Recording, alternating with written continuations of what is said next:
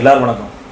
ஊர் ரெண்டு பட்டா கூத்தாடி கொண்டாட்டம் அப்படிங்கிற மாதிரி இந்த ரெண்டு பேர்ல யார் அடிச்சு சேர்த்தாலும் நமக்கு லாபம் தான்ப்பா அப்படிங்கிற மாதிரி மிகப்பெரிய ஒரு அரசியல் சூழ்ச்சிக்கு நடந்துட்டு இருக்கு. ஸோ அது தெரியாம அந்த வலையில தமிழை வச்சுக்கிறது தோழர்கள் சிக்கிறாங்க. ஸோ முக்கியமா தமிழை வச்சுக்கிறது தோழர்கள் எல்லாருமே கவனமா செயல்படணும். அதுக்காக இந்த காணொலியை போடுறேன், முழுவதுமா பாருங்க, பார்த்துட்டு எல்லாருக்கும் ஷேர் பண்ணுங்க. அதாவது இன்னைக்கு கன்னியாகுமரி குளச்சல் பகுதியில் நாம் தமிழர் கட்சியை சேர்ந்தவங்க ஒரு மேடை பேச்சு போடுறதுக்காக பிளான் பண்ணியிருக்காங்க. அந்த இடத்துல அந்த மேடை பேச்சு நீங்க போடக்கூடாது அப்படின்ட்டு எதிர்ப்பு தெரிவிச்சு அங்க சில வன்முறையாளர்கள் போயிட்டு சில ஒரு விபரீதங்கள் நடந்திருக்கு. அதுதான் சோசியல் மீடியா ஃபுல்லா வயலாயிட்டு இருந்துச்சு. ஸோ அதை பார்த்த உடனே அதை எடுத்து சில பேர், அதாவது தமிழை வச்சுக்கிற தோழர்கள், தளபதியோட ரசிகர்கள் சில பேர் வந்து அதை போட்டு தேவைதான் அவங்களுக்கு போராட்டம்லாம் அடியா அப்படிங்கிற மாதிரி ரொம்ப நக்கலா பதிவுலாம் போட்டிருந்தீங்க.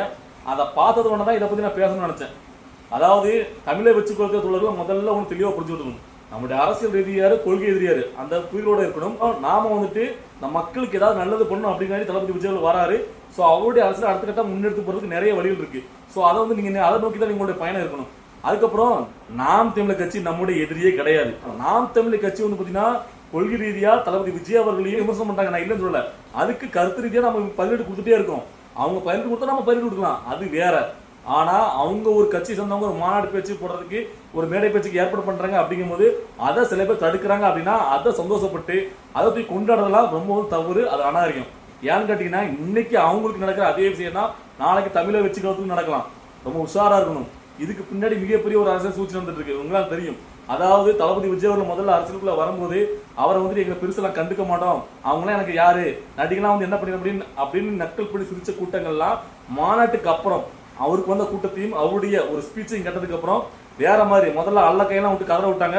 அதுக்கப்புறம் பெரிய பெரிய தொலைகள்லாம் வந்து நேரடியாக இப்போ வந்து பாத்தீங்கன்னா புதுசா வந்த கட்சி தமிழை வச்சுக்கல கட்சியெல்லாம் வந்து ஒண்ணும் பண்ண முடியாதுன்னு பேசலாம் ஆரம்பிச்சிட்டாங்க. அதாவது லோக்கல்ல இருந்து யார் இருந்தாலும் சரி, டெல்லியில இருந்து யார் இருந்தாலும் எங்களால ஒண்ணும் பண்ண முடியாது அப்படின்னு பேச்சுக்கு பேசினாலும், ஆனா அவங்க கண்ணை உடுத்திட்டு தமிழை வச்சுக்கிறதோட ஒரு வளர்ச்சி. அதனால எப்படி ஒரு பிம்பத்தை கட்டமைக்கிறாங்க அப்படின்னா, நாம் தமிழர் கட்சியும் தமிழை வச்சுக்கிறது தான் எதிரிங்கிற மாதிரி, தமிழை வச்சுக்கிறதுக்கு எதிராக நாம் தமிழர் கட்சியும் நாம் தமிழர் கட்சிகள் தமிழை வச்சும் அடிச்சுட்டு இருக்காங்க அப்படிங்கிற மாதிரி ஒரு கட்டமை பண்ணிட்டே இருந்தாங்க. ஆனா அது கிடையாது.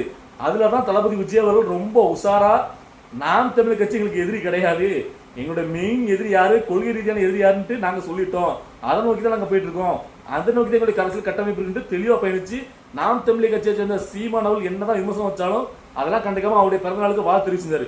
எல்லாம் நல்லா கவனிச்சிருப்பீங்க.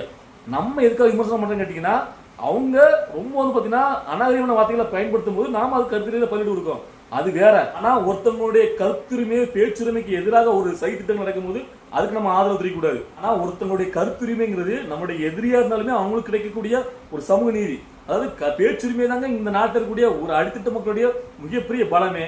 அதையே முன்னெடுக்கிற மாதிரி யாருமே கருத்து நீங்க பேசக்கூடாது, மேடை போட்டு அப்படிங்கிற மாதிரி தடுக்கிறாங்க அப்படின்னா அது மிகப்பெரிய ஒரு சதி வேலை. ஸோ அதுக்கு எந்த வகையிலும் சப்போர்ட் பண்ணாதீங்க அப்படிங்கிறது என்னுடைய கருத்து, இது என்னுடைய தனிப்பட்ட கருத்து. இதை நீங்க பிறகு யோசிச்சு பாருங்க. ஏன்னு கேட்டீங்கன்னா, நம்மளை எதுக்குறது பார்த்தீங்கன்னா யாரு, நாம யாரை எதுக்கணும் அப்படிங்கிற ஒரு தெளிவோட பயணிக்கணும். இப்ப நாம் தமிழர் கட்சி நம்மளுடைய எதிரியே கிடையாது.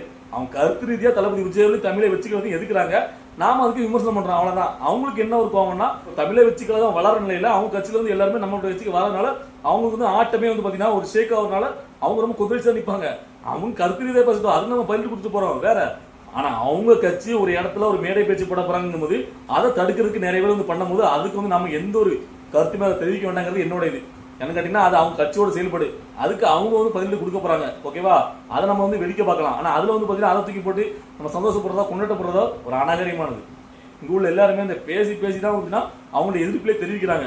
ஸோ அதுக்குமே ஒரு நாங்க எதிர்ப்பு அடிக்கிறோம் அப்படின்னு ஒரு சதியை பின்றாங்கன்னா, அப்ப பின்னாடி இருக்கக்கூடியவங்க என்ன மாதிரியான ஒரு சதி விலையை யோசிச்சுட்டு இருப்பாங்க, அப்ப எப்படிலாம் வீட்டுக்கு யோசிச்சுட்டு இருப்பாங்க. ஸோ அந்த டைம்ல தமிழை வச்சுக்கிறது தோழர்கள் ரொம்ப கவனிப்பாகவும் உன்னிப்பாகவும் செயல்படுங்க.